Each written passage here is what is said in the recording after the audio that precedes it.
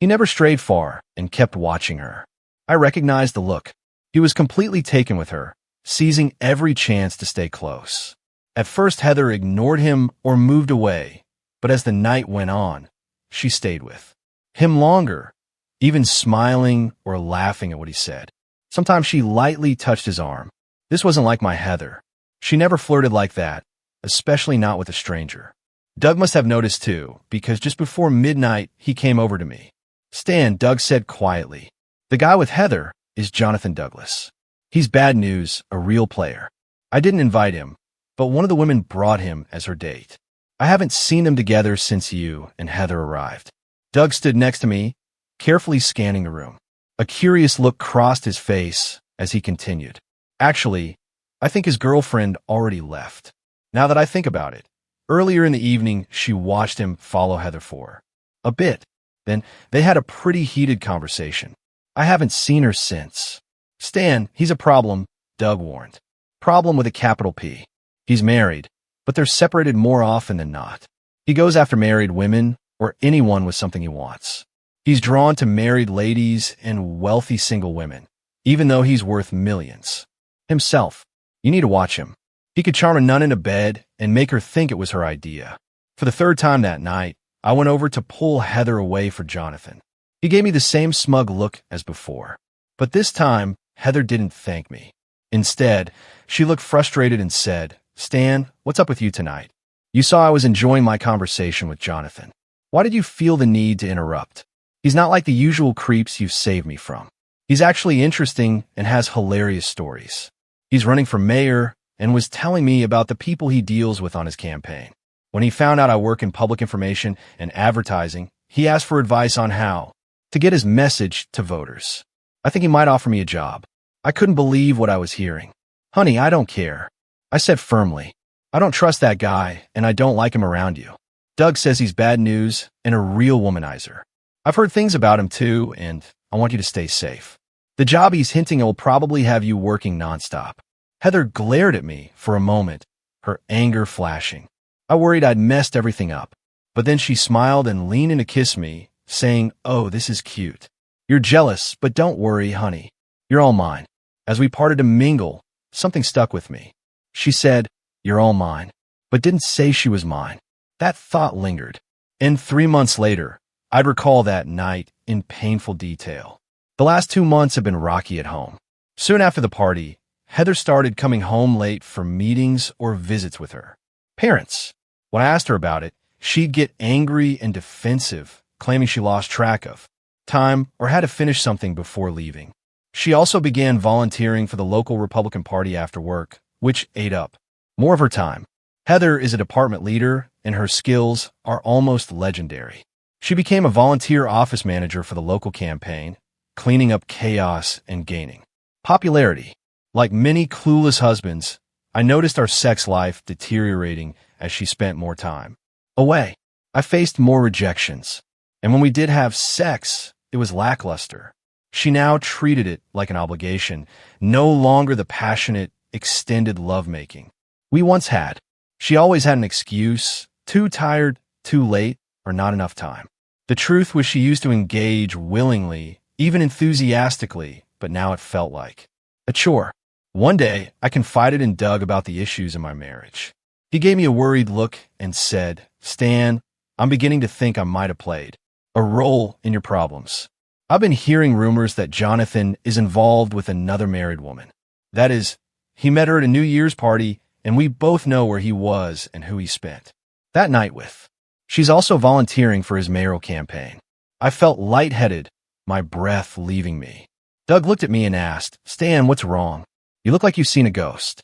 I sat there staring at him, then replied, "Heather started volunteering at the Republican office too, about an hour after working on Saturdays. She always comes home late and refuses to say much about it. Every time I ask, she gets defensive or angry. When she's home, she snaps if I get close to her, and she's almost violent. If I try to see her undressed or initiate anything physical," Doug leaned back and pursed his lips. After a pause, he said, "Stan, I'm going to find out what's going on. And let's just say I won't let him get away with it if he's been abusing my Hospitality by messing with my best friend's wife. I'd be mad if he hooked up with any married woman at my party. But your wife? That's crossing the line. I should have kicked him out when his girlfriend left, but I was too focused on being a good host. If I'm the cause of your problems, I promise to make it right. I guess I should share a bit more about Doug. He's my best friend, and I'd trust him with my life. Honestly, I'd trust him alone in a room with my wife. Even if they both hadn't had sex in a year, he'd never betray me. We're closer than brothers. Doug is smart, probably the smartest person I know. You were in the same high school class. He gave the valedictorian speech while I struggled to make the top 10 in our class of 223. He only went to college for a year before deciding it was a waste of time. He barely attended classes, never studied, but still earned a 4.0 GPA. He ended up taking just a few finance courses before teaching himself everything about investing and finance. The reason he needed to learn about it was that during his freshman year, he inherited a little over $70,000 from his grandparents. Unlike most young people, Doug didn't blow the money. He bought a decent used truck and invested the rest in the stock market. His first 2 stock purchases were based on a broker's advice. Unsurprisingly, they were trendy picks that made money only for the broker. That made Doug furious, and he started educating himself. He watched CNBC, read books, and researched the market.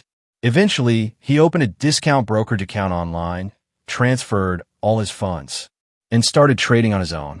He never strayed far and kept watching her. I recognized the look.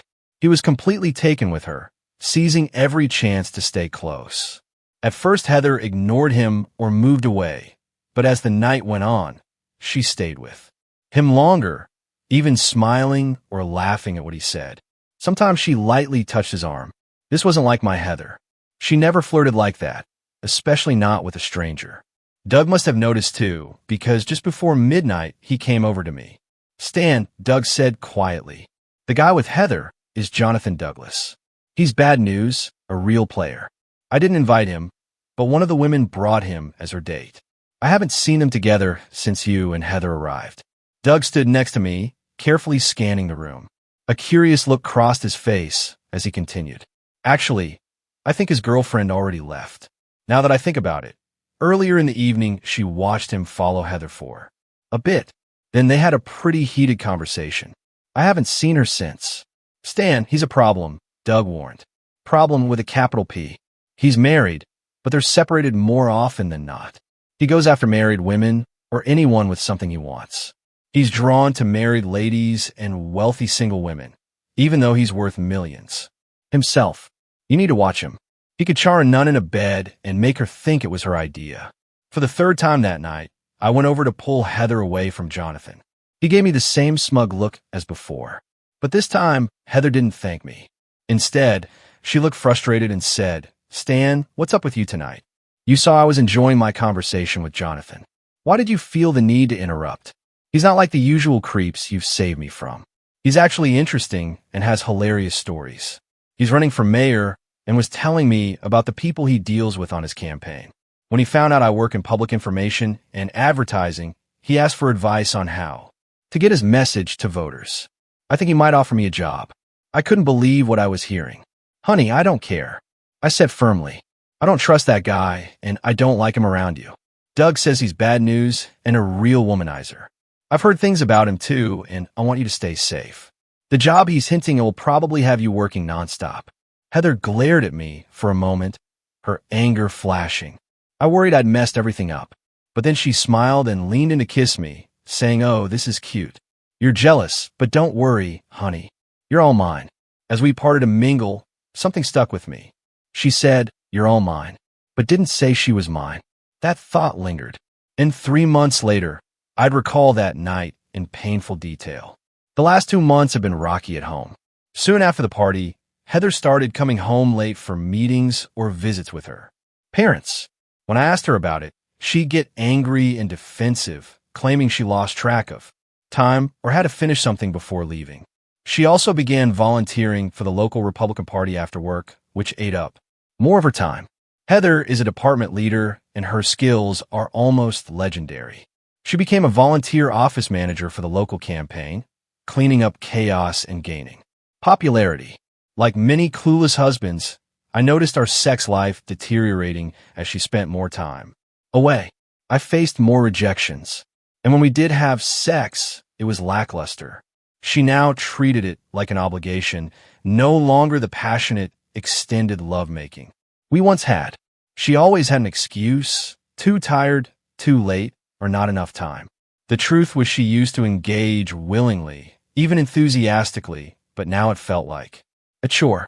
One day I confided in Doug about the issues in my marriage.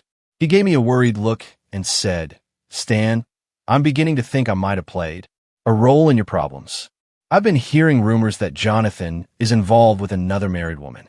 That is, he met her at a New Year's party, and we both know where he was and who he spent that night with. She's also volunteering for his mayoral campaign." I felt lightheaded, my breath leaving me. Doug looked at me and asked, "Stan, what's wrong? You look like you've seen a ghost." I sat there staring at him, then replied, "Heather started volunteering at the Republican office too, about an hour after working on Saturdays. She always comes home late and refuses to say much about it. Every time I ask, she gets defensive or angry. When she's home, she snaps if I get close to her, and she's almost violent. If I try to see her undressed or initiate anything physical." Doug leaned back and pursed his lips. After a pause, he said, "Stan, I'm going to find out what's going on. And let's just say I won't let him get away with it if he's been abusing my hospitality by messing with my best friend's wife. I'd be mad if he hooked up with any married woman at my party. But your wife?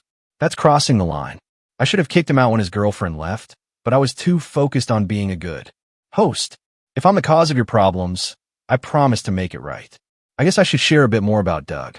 He's my best friend, and I trust him with my life. Honestly, I trust him alone in a room with my wife. Even if they both hadn't had sex in a year, he'd never betray me. We're closer than brothers. Doug is smart, probably the smartest person I know. You were in the same high school class. He gave the valedictorian speech while I struggled to make the top 10 in our class of 223. He only went to college for a year before deciding it was a waste of time. He barely attended classes, never studied, but still earned a 4.0 GPA. He ended up taking just a few finance courses before teaching himself everything about investing and finance. The reason he needed to learn about it was that during his freshman year, he inherited a little over $70,000 from his grandparents. Unlike most young people, Doug didn't blow the money. He bought a decent used truck and invested the rest in the stock market. His first 2 stock purchases were based on a broker's advice.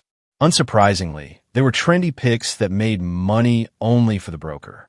That made Doug furious, and he started educating himself. He watched CNBC, read books, and researched the market.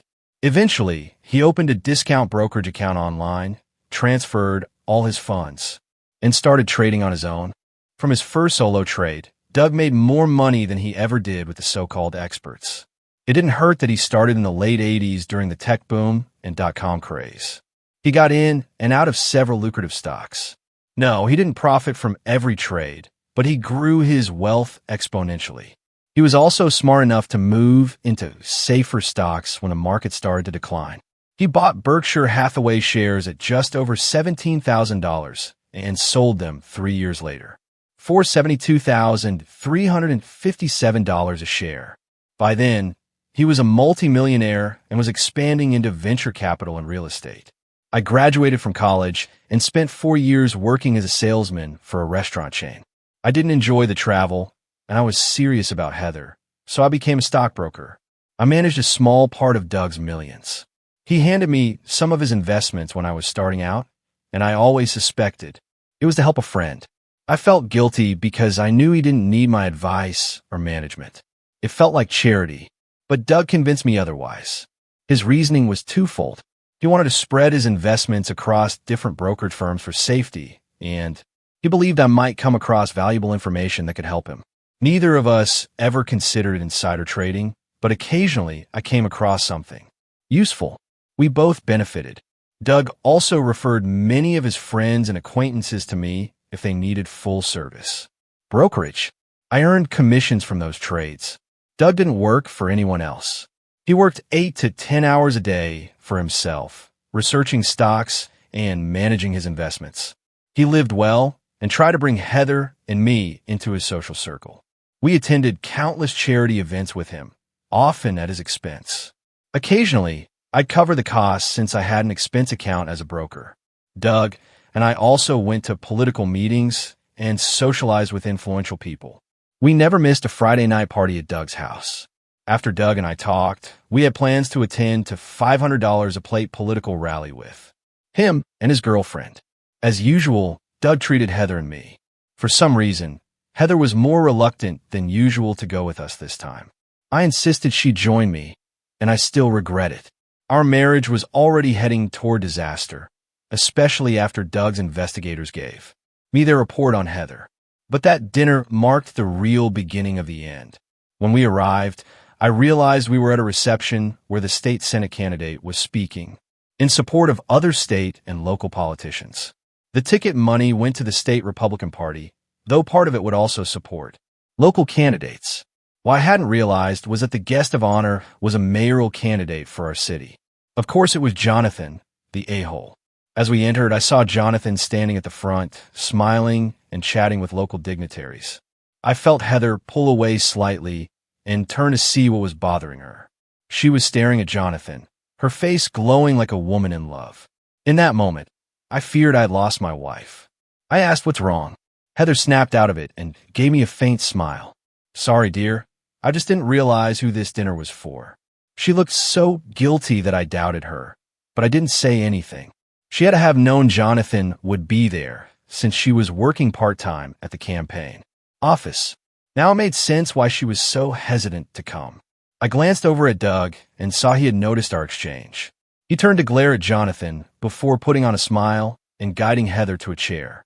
He pulled it out for her and sat Clarissa down next to him on his left. As I walked by, Doug called out to me, "Sorry, Stan. I didn't realize he was part of the group benefiting from our generosity. When he invited you, I saw her reaction. Buddy, I hope I'm wrong, but I've got a meeting with a friend on Monday I want you to join. How about lunch around 11:30? After finishing her meal, Heather excused herself to go to the restroom. I noticed that as she stood up, Jonathan also got up and left through a different door. I hesitated for a moment, thinking about following him, but Doug placed his hand on my shoulder and said, "No, Stan, it's already being handled. And if it's true, it's too late anyway. Just wait until Monday. Please." Later that evening, I lost track of Heather again and went searching for her. When I came back from the bathroom, I snuck onto the stage and hid behind the curtain. I could hear soft moans and hushed voices. One of them was unmistakably Heather's. I felt a surge of anger and moved toward the voices, but tripped over a rope, causing some noise. I heard Heather whisper, "Oh no, someone's coming. I need to leave. Honey, it won't help if we get caught. I'll see you at the office. I love you." I heard a quick kiss, then hurried footsteps moving away. I followed, but was too late to see anything, just assuming it was Heather and Jonathan. As I walked back, I ran into Doug in the hallway. His face was dark with anger. He grabbed me and made me stop. "Damn it, Stan," he said. "I told you to leave it alone. We need to gather information before you do something rash. If she's cheating, and I think she is, we need proof. That way you can get the best deal in a divorce if that's where this heads. The way you're acting, you're only going to get screwed over by the legal system." After calming me down a bit, Doug continued. "I saw them rushing down the other corridor. They stopped at a classroom door, and she looked around for you. When she didn't see you, she got scared and told him she thought you were trying to find them. Now she's even more suspicious, and it'll be harder to get the truth. When we returned to the table, we played it cool. We made sure Heather and others saw us laughing and passing a pocket flask. As I sat next to her, Heather shot me a look and asked, "Where were you?" Just then, Clarissa walked over to Doug, gave him a hug, and smiled at us. "Okay, you too. Next time I catch you sneaking out to your car for a drink, I'll either come with you or call the cops. Now, let me have a sip from that flask." Heather seemed to relax a bit. She turned to Clarissa and asked, "Oh my God, what were they up to? I couldn't find them earlier." Clarissa laughed and replied, "Oh yeah, I tried to catch them for my share before they went inside, but as you can see, they beat me to it. Later during the dance, I took a turn with Clarissa. She was lost in the moment, and when I tried to glance around the room, she gently stopped, me refusing to follow my lead. She kissed me on the cheek and said, "No, Stan, you don't want to look right now. Just dance with me and try to enjoy the evening. I know what you're going through, and it's only going to get worse, but remember Doug and I are here for you always." I relaxed a little and returned the kiss, whispering, "Thanks for stepping in earlier. I nearly lost it, and Doug thinks that would have been a big mistake. I'm so angry at this guy. I don't know what to do." The rest of the week and weekend were rough. I swung between fear and rage. Deep down, I knew Heather had emotionally left me, and it was only a matter of time before she physically left too. We hadn't been happy for weeks. I started to distance myself from her mentally, even though I wasn't certain if she had cheated. But if she hadn't, there was still something seriously wrong because we weren't the loving couple we used to be. Finally, the day of my meeting with Doug and his friend arrived. I had a strong feeling his friend would be a private investigator. I was nervous, my stomach in knots, and dealing with heartburn. Beneath the surface, I could feel my anger simmering, and I knew Doug and his friend could see it. I was both dreading what I might learn and eager to know the truth. As I approached the table, Doug stood up, shook my hand, and pulled me into a hug. After the greeting, he introduced me to his friend, Simon Hobbs, who turned out to be an investigator. We took a minute to look over the menu and place our order with the waitress. Doug then said, "Let's get this unpleasant business out of the way." He looked at Simon, then back at me. Simon opened his briefcase, pulled out a large envelope, and handed it to me. "We've been following your wife and Mr. Douglas. For Mr. Beaver's request, the surveillance lasted for 20 days, ending last Saturday night." He continued, "During that time, we observed that they had lunch together daily, except for Sundays when she stayed home. They dined at various upscale hotels, and after each meal, they would retire to a room rented by Mr. Douglas's campaign. On 8 separate occasions, we were able to enter the room by posing as room service. Each time, neither was dressed and the bed was in use. Photos and reports are included. We also recorded audio by placing a microphone under the door. They had sex during every hotel visit." Simon paused, then added, "Additionally, we recorded multiple inappropriate encounters at the campaign office and after hours. We have photographs of them engaging in sexual acts 3 times at the headquarters and once at a party with some of Mr. Douglas's supporters." He hesitated before saying, "Perhaps the worst thing we captured involved a meeting between Mr. Douglas, your wife, and Stephen Negrano, the president of the Municipal Employees Union, at the Gentlemen's Club. Negrano seemed quite taken with your wife, and we have photos of her sitting on his lap, while his hand was under her dress." Simon then placed a laptop on the table and played a segment of the DVD. "You'll get a copy of this in the report, but I wanted to go over this specific incident. First, my operative was excited to share this information, and I believe your lawyer will be too." Doug and I leaned in to watch. In the video, Heather was sitting between Jonathan and Stephen. The 2 men leaned over her, talking while Jonathan's hands roamed. He touched Heather's bosoms and slid his hand under her skirt. At one point, Heather whispered for him to stop, but he responded, "Heather, I can feel how excited you are.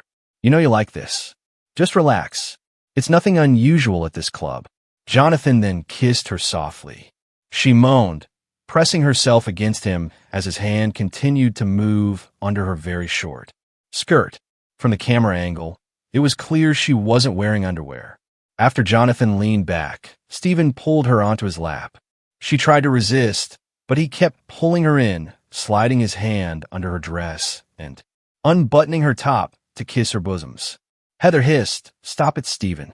Stephen then looked at Jonathan and said, "Jonathan, you know what needs to be done if you want the union support.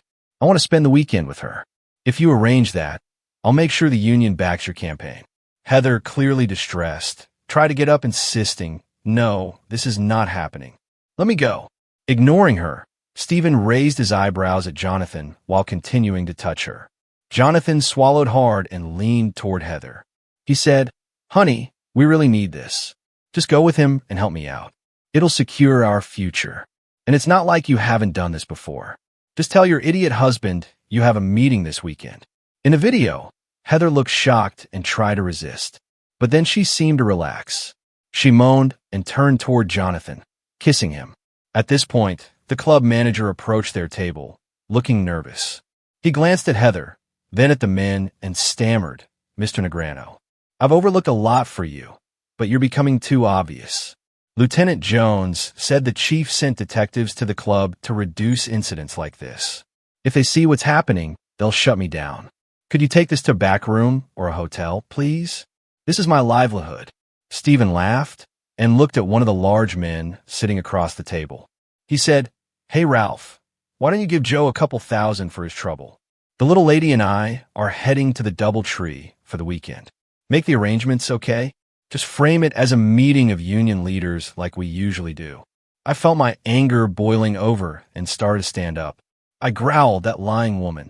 She wasn't at the DoubleTree last weekend.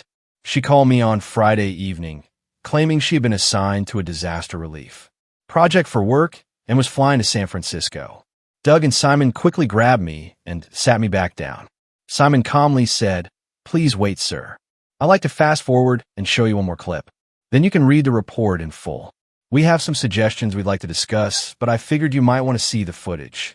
"First," Simon continued, "my operatives stopped filming at the club and sent reinforcements to the DoubleTree, ahead of Stanley and Heather. Once Stanley's men checked him in, they went to the bar for a few drinks. My operatives, dressed as hotel staff, followed them into the room once it was opened. After the thugs inspected the place, my team started adjusting the pillows, flowers, and other decorations, acting like they were preparing the room."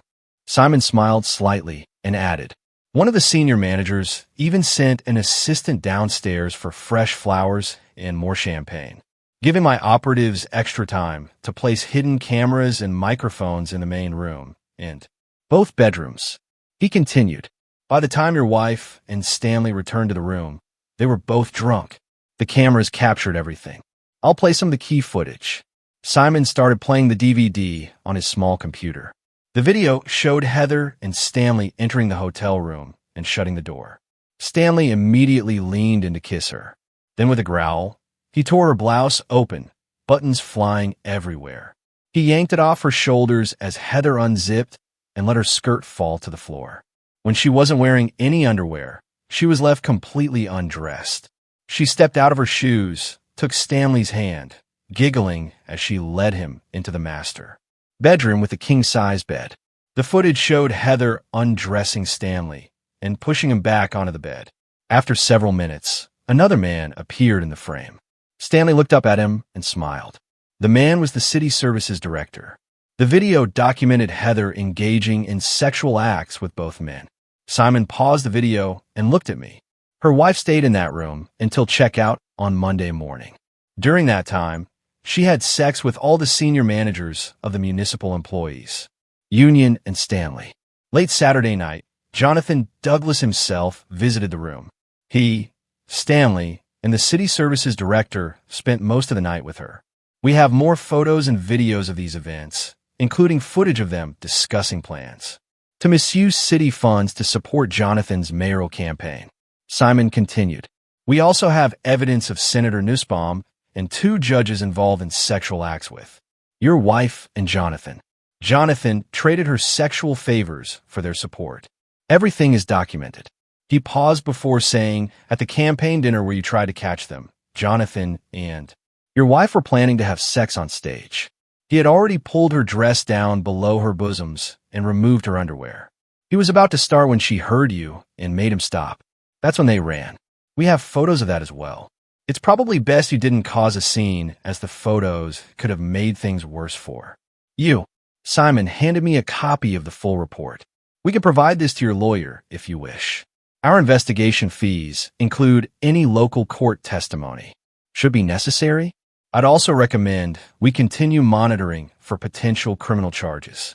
If we give the FBI and local authorities evidence of the misuse of campaign funds and conspiracy, they're more likely to take the case seriously. Plus, if you proceed with divorce and your wife ends up facing legal trouble, you'll have a much better chance at a favorable settlement." Even though I knew this was coming, I was still upset and shocked.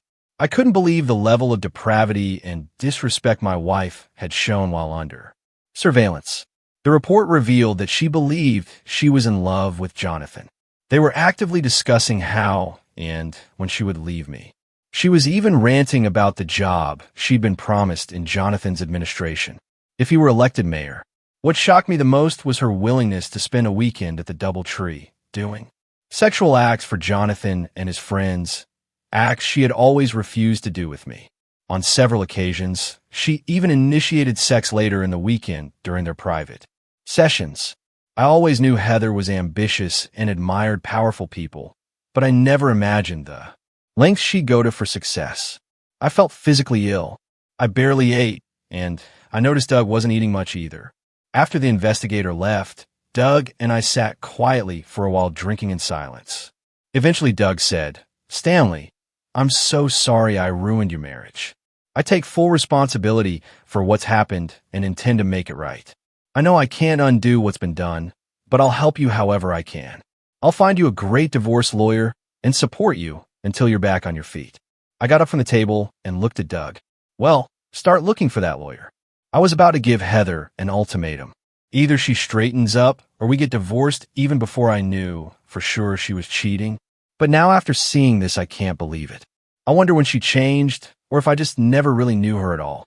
As for the rest, you know as well as I do that Heather's betrayal isn't your fault. You don't owe me anything. On Thursday, Doug called me. "Hey, Stan, I found you a real shark of a lawyer. She hates cheaters and always fights for the innocent in divorce cases. She despises public figures and businessmen who use their power to manipulate women. If we play this right, you won't just get rid of Heather and keep most of your assets, but we can also take Jonathan down." Doug gave me the name and contact information of the lawyer he recommended. I called her later that day to set up a consultation. When I told her assistant who I was, she said they'd been expecting my call and scheduled me for a 9 a.m. meeting the next morning. I agreed and received a list of documents and information to bring with me. When I arrived the next morning, I was immediately shown to her office. I was impressed with my new lawyer, and we quickly got into a conversation about my goals for the divorce. I told her I want to dissolve this marriage and keep all our property, though I know that's unlikely. I also want to go after this wife-stealing prick for everything we can. I want to ruin his chances in the mayoral race and leave him broke. Sally, my lawyer, leaned back in her chair, rocking slightly as she thought. Then she smiled and asked, "Are you sure you want to go all out? Or do you want to financially destroy him, ruin his reputation, and potentially send him to prison? With the right moves, we can likely get him jailed. I've already reviewed parts of the investigator's report, and it's incredibly damaging. Sorry to say, but this case is so egregious that we could take down most of the key players involved. In fact, I'm legally obligated to hand over the report to the authorities because they've violated several federal laws. If we go to the authorities first and then file for divorce, we'll shot him harder. If you file first, you might find a way to escape or avoid punishment for a while." I replied, "I don't care what we do to him and the others who slept with Heather. As painful as this is, I know Heather is the one responsible for all of this, but she couldn't have done it without him. From the moment I saw him meet her, I knew he was the one pursuing her. He kept after her until she gave in and ended up in his bed. It takes two to tango. She always wore her wedding ring, so he knew she was married. I even heard them on tape, talking about her stupid husband and planning how to treat me. When the time came for the big breakup, Sally and I worked through her questions, and I made a firm decision. I told her to prepare and filed the divorce papers immediately. We also agreed that the private investigator's report should be handed over to the FBI, right? A way to trigger an investigation into campaign law violations and the misuse of union and city funds. She suggested I contact the process server to serve Heather and threaten legal action against Jonathan Douglas. She warned, if he's like most politicians, he might threaten you with physical damage, try to get you fired, or even countersue if you persist.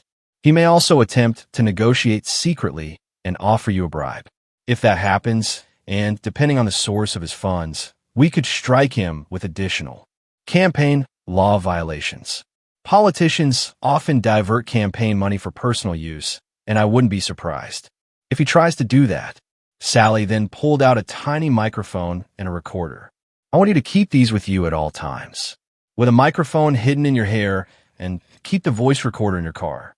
The transmitter has a range of about 1 kilometer, but even if you're out of range, the recorder will capture up to 6 hours of audio. It will automatically download the recordings when you're back within range of your car. If you give me your car keys, I'll have someone install a dash cam while we finish. Here, she also advised, after rehiring a private investigator, or let me hire one to continue watching your wife and Mr. Douglas. I've heard rumors that your wife isn't the first woman he's seduced, and he's used illegal means to cover things up in the past. If we can catch him discussing plans or trying to manipulate the situation, we can really nail him and your wife. I smiled and said, the private investigator I hired gave me similar advice. I still have him on retainer. The next Thursday, Sally called. Mr. Malone, we're ready to file for divorce and serve your wife.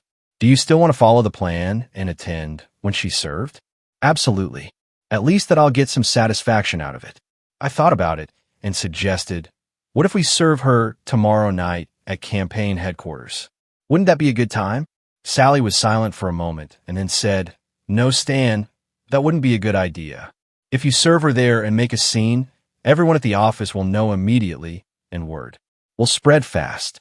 If that happens, Jonathan might lose the election, but he won't feel pressured to bribe or negotiate with you. It's better to serve her when she's either alone or with him. Ideally when they're alone. Okay, I get your point. How about we follow them tomorrow night? Heather usually doesn't get home until midnight on Fridays, and the investigators report said they often spend Friday nights alone in a hotel room. It's usually the same one they use during lunch. Couldn't we serve them room service and catch them in the act? Sally agreed to hire a process server to interrupt their Friday night hotel rendezvous. When I arrived at my office, 2-minute suits were waiting for me. They introduced themselves and asked to talk about how I was managing some funds for their widowed mother. I smiled and invited them in. Once the door was closed, they showed me their FBI badges. They explained they were working on Jonathan's case based on the materials my lawyer had sent over. When they found out I planned to use a process server and record the interaction, they asked me to wear one of their devices to capture the conversation. This request made me uneasy as I had been considering how I might make some side money off of Jonathan, my winning, so to speak. But I couldn't come up with a good reason to refuse, so I agreed to wear their wire. 2. That evening, we all followed the 2 Lovebird from campaign headquarters to the hotel. They left around 7 p.m. and were in the room by 7:30. There were so many of us it felt like a parade, and I worried we'd be spotted. After they got to the hotel, we waited for almost an hour. I had the foresight to bring my camera to capture everything. I'm not usually into home movies, but in this case, I made an exception. We were just about to knock on the door when a fortunate coincidence occurred. The elevator doors opened and a room service waiter came out, pushing a cart full of dishes. He walked toward the room and gave us a questioning look. I smiled, pointed at the door, and said, "Go ahead, be our guest. We didn't mean to interrupt Mr. Douglas' dinner. We'll just step aside for a moment." The waiter smiled and said, "No problem." He knocked on the door, and when Jonathan asked who it was, the waiter replied, "Room service." The door opened and the waiter entered. The process server and I stayed out of sight, waiting for the waiter to leave. As he opened the door to exit, I moved forward to keep it from closing. The process server and I quietly slipped into the room, staying out of view. We waited until Jonathan and Heather started their dinner before fully entering. I was ahead of the process server when we walked in, and the sight before me was shocking and heartbreaking. Despite the detective's report, seeing it in person was far worse. Heather and Jonathan were completely undressed, sitting at a table with their meal laid out. They had ordered appetizers, dessert, and wine. Heather was sitting on Jonathan's lap, her back to him, as they fed each other while having sex. They looked completely lost in their own world, kissing tenderly as they enjoyed each other's company. I began filming as we turned the corner. Finally, I gave the process server a nod, and he stepped forward. He asked, "Are you Jonathan Douglas and Heather Malone?" Heather screamed, jumped off Jonathan's lap and ran to the bed, grabbing a hotel robe to cover herself. Jonathan cursed and stood up angrily. He growled, "Yeah, I'm Jonathan. Get the hell out of my room. How did you even get in here?" The process server replied calmly, "The room service waiter let us in. Didn't you hear us ask if we could enter? I thought you invited us." He then walked further into the room and handed Heather the divorce papers, saying, "You've been served." I stepped forward and Heather finally noticed me. "Stan, damn you, what are you doing here? And what's all this talk about divorce? If you don't stop this nonsense, I'll ruin you. I'll have nothing and I'll take everything." I looked at her calmly and said, "No, Heather, you won't.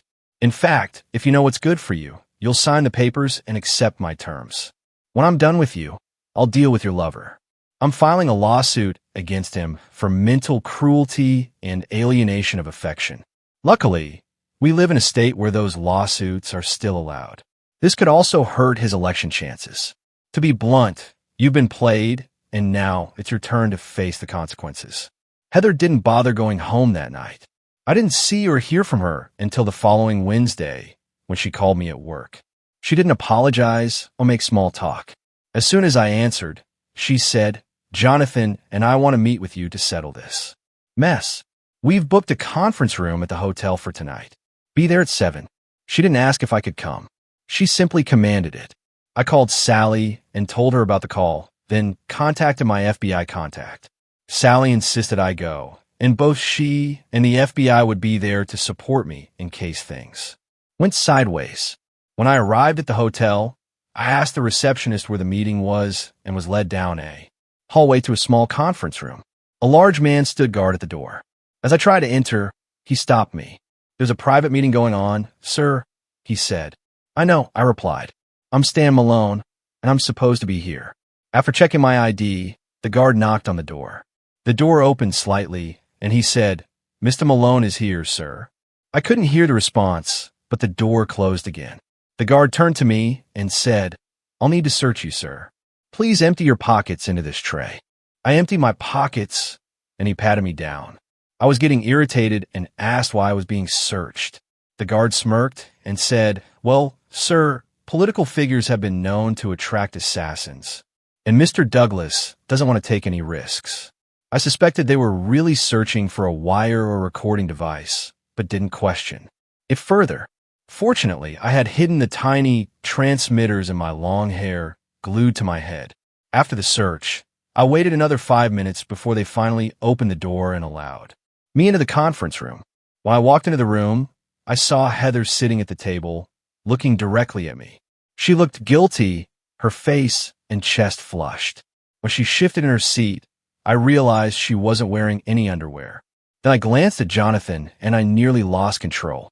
His eyes were gleaming, and he had a smug grin on his face, clearly gloating about having just slept with my wife. The meeting went exactly as Sally and I had anticipated. Jonathan started by threatening to get me fired from my job, and then he escalated to threats of physical damage unless I gave Heather a better deal and dropped my plans to sue him and his campaign. I leaned back in my chair and calmly said, "Listen, I know you and your cronies might be able to damage or even eliminate me, but that won't save you. I've taken precautions. If anything happens to me or my family, even an accident, several packages will be sent out automatically. You know as well as I do that not all media can be controlled, and some will publish the information, especially if I'm seriously hurt or eliminated. You'll be finished." I watched Jonathan's face fill with anger, and I saw that familiar tension in Heather's expression that meant she was furious. Smiling, I continued, "I know exactly what you were doing before I walked in here, and I have photos of you doing it several times before. In fact, I have photos and recordings from your meeting last week with union leaders and senior city officials at the hotel. Do you really think they'll thank you for dragging them into this mess? If anything happens to me, the paperwork being mailed out will expose them, Heather, and you. Some of these people, let's just say, aren't ones you want to cross." Heather glared at me, while Jonathan, looking a bit sick, tried to maintain his composure. He snapped, "You heard what I said. Stop your threats and end this quietly," or else his voice grew colder as he glared at me. Now I got out of my room. I smiled and leaned forward. You know, Jonathan, I might reconsider everything if I were confident in a fair divorce settlement. For my wife, I said calmly, but if this town's idiots elect you, they'll get what they deserve. I stood up, maintaining eye contact with Jonathan until he looked uneasy. I could tell it took all his effort not to look away. I chuckled softly and turned toward the door. Before leaving, I glanced back and said, "Oh, by the way, Jonathan, things are going to get very uncomfortable for you soon." Without waiting for a response, I walked out. When I got home, I found my private investigator waiting in the driveway with the FBI agent. They were ready to debrief me. After removing their microphones and packing up the equipment, the investigator smiled and said, "We got it all. After you left, Jonathan ordered his people to put you under surveillance and dig up anything they could use against you. You really rattled him." 3 days later, I followed up with Sally about the divorce. After some discussion, I brought up Jonathan.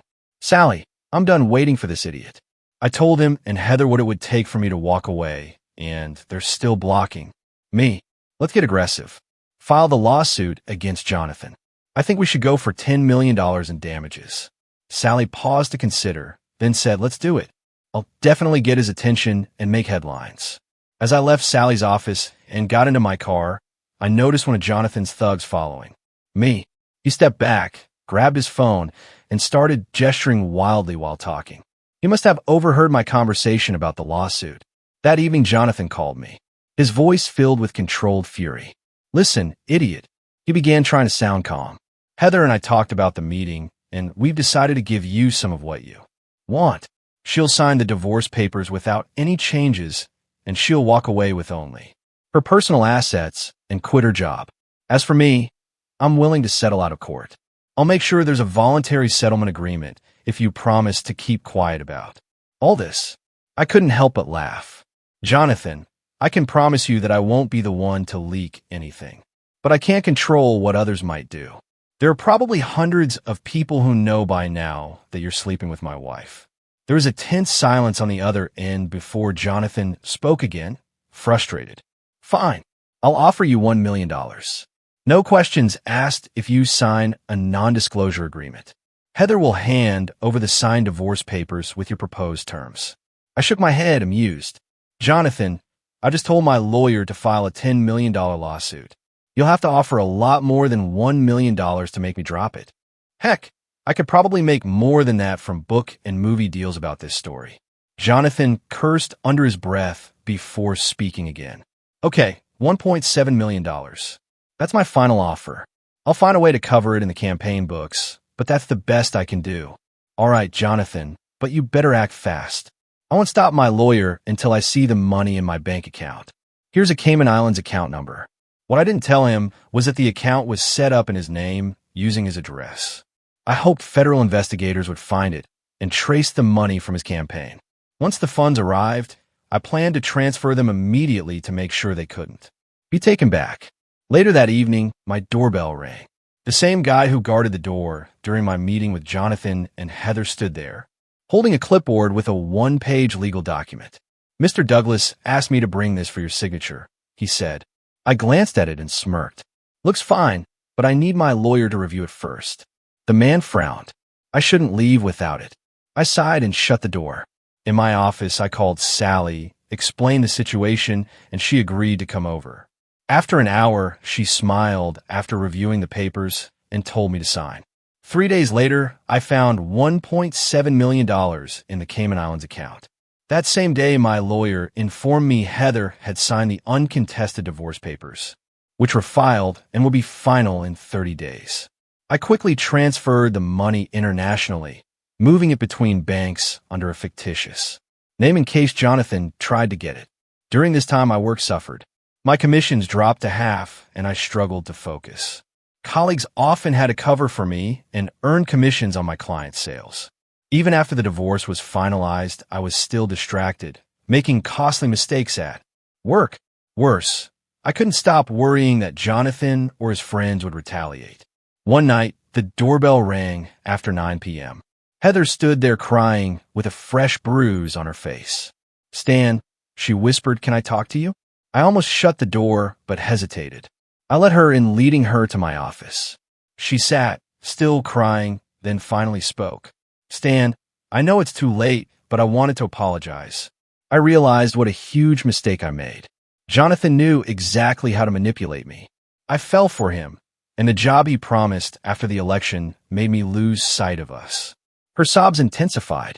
I was furious with you on New Year's Eve when you tried to separate us. I was already late when you pulled me away from Jonathan. He had convinced me to sleep with him less than 3 hours after we met. I'm so sorry. Heather's voice trembled as she described how, after just a few weeks of sneaking around, she became convinced she had to fully support Jonathan. He promised to leave his wife and marry her after the election, claiming it would hurt his campaign to do it sooner.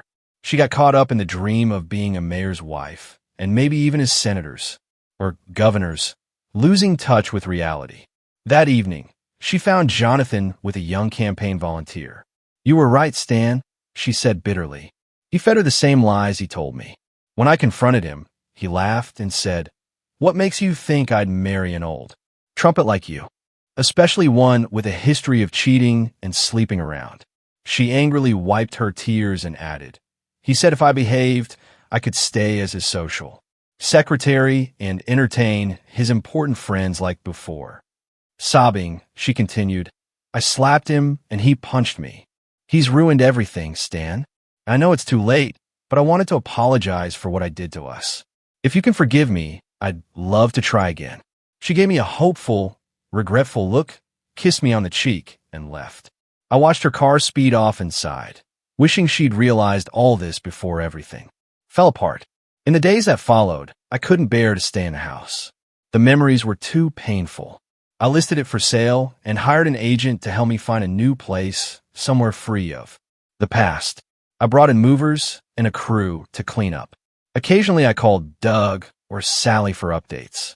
They told me the feds had taken over the investigation, suspecting corruption in the local police.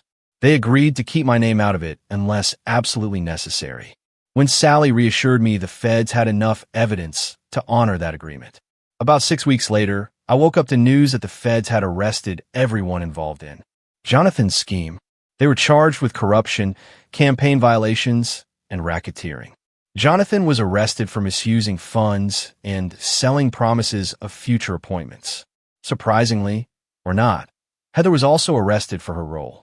I called Sally, but all she knew was that leaks had come from other sources, not me. Everything was falling into place, and the money Jonathan paid me was safe. I couldn't help but smile, remembering how I had carefully planted incriminating documents. While looking for Heather, after talking to Sally, I sat back, finally at peace. I had my revenge on Jonathan, freed myself from my unfaithful wife, and had $1.7 million to start over. Now I was free to begin a new life, find someone truly worthy, and maybe even start a family. Thank you for taking the time to read this story. If you enjoyed it, subscribe, like, and share in the comments. Remember, history is a witness to the past, a light of truth, a living memory, a teacher of life, a messenger of antiquity, and see you soon.